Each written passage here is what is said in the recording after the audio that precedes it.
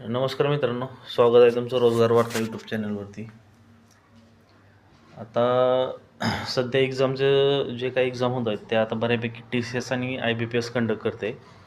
पण TCSचं असं आहे की तुमची एक्झाम दिल्यानंतर तुम्ही त्यांचे काही ठराविक दिवसामध्ये रिस्पॉन्स शीट येऊन जातात. म्हणजे त्यावरती काय तुमचे क्वेश्चन वगैरे रॉंग असतील किंवा त्या पॅटर्ननुसार त्यांच्याकडून काही रॉंग आलेले असतील, तर तुम्ही त्याच्यावरती ऑब्जेक्शन घेऊन तुमचे जे काही मार्क्स आहेत ते मार्क्स तुमचे वाढू शकतात किंवा काही जणांचे कमी देखील होऊ शकतात.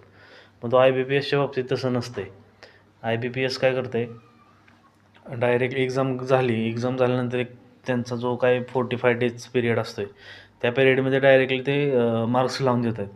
त्यामुळे विद्यार्थ्यांना बऱ्यापैकी समजत नाही की नेमके आपले म्हणजे एक्झाम आपल्याला गेली सोपी, पण मार्क्स एवढे कमी कसे काय, आपले कोणते क्वेश्चन रॉंग आलेत.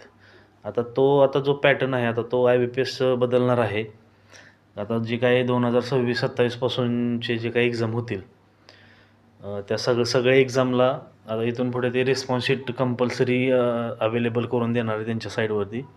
म्हणजे जे काय असेल ते पारदर्शकपणे प्रॉपर सगळं होईल. तरी हा निर्णय ह्या अगोदरच व्हायला पाहिजे होता, कारण बरेच विद्यार्थ्यांचे डाऊट राहायचे.